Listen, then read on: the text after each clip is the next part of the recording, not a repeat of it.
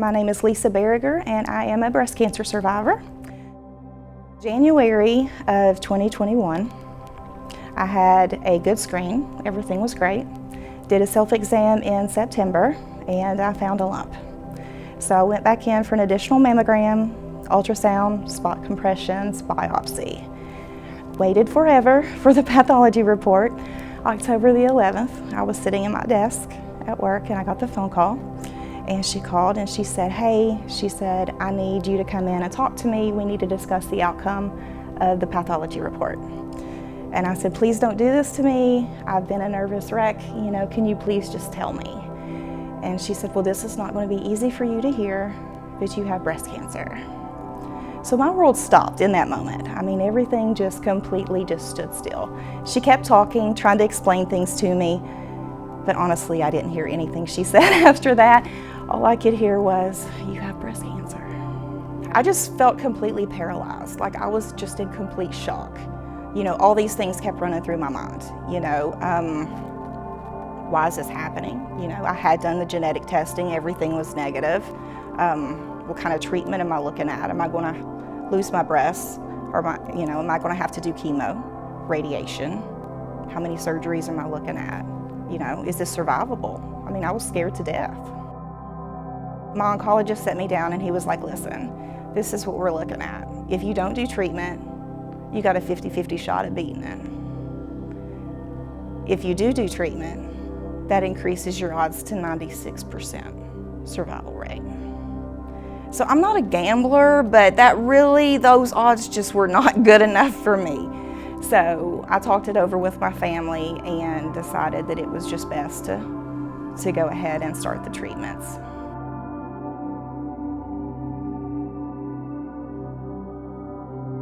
It's not just a physical thing with chemo. It's mental and it's emotional. I mean, it just completely just wipes you out. There was times that I would go in and I would just be so down and just so upset, and they would literally just take a moment, pray with me before I started, you know, any of my infusions or anything like that. And that just put me at peace. I mean, it was just, it was incredible. Just absolutely an incredible group of people.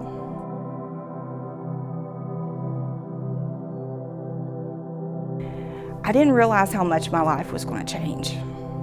You know, usually, you know, whenever you face illness or something like that, you know, you go in, you get better, and, you know, you walk away. But cancer is a different beast.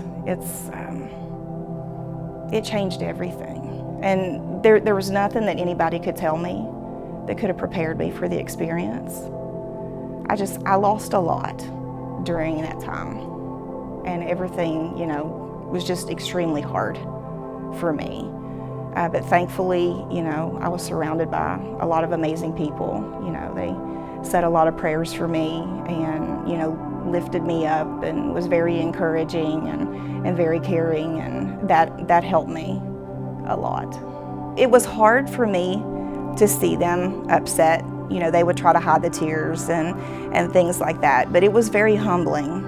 So it was little things that I feel like we take for granted, that whenever you're going through hard times like that, when somebody helps you, it's very humbling. It shows how much that you're loved. Depending on the type of treatments you have, of course, you know, I lost my hair. That right there was the most devastating thing for me. I locked myself in the bathroom and took shears to my hair, and I screamed and I cried the whole time. Even like going through everything, like I had difficulty even looking at myself in the mirror because I didn't feel like myself. It's only been, honestly, the past few months that I've been able to look at myself in the mirror and be proud of the person that I see. I know for most women, they're a little apprehensive about, you know, getting screened, or, you know, they don't think that it will affect them, but cancer does not discriminate. I mean, it doesn't matter what age you are, what your genetic markers are, or anything like that. Get screened. You know, do your self-exams, know your body. If something's off, you're going to know it. The best advice that I can give somebody that is battling breast cancer or has recently been diagnosed with breast cancer is fight. You can't give up. No matter how bad it is, no matter how tough it gets, you have to fight. I do things now that I never thought that I would do. You know, I get to travel and, you know, do things, check things off that bucket list, you know, that I'd been putting off thinking that I had forever, you know, to do. But yeah, just living. I celebrate every day. My family laughs at me because I get my dessert before I get my meals, but I celebrate every day. And my philosophy is eat the cake and buy the shoes. I have been cancer-free now for 2 years.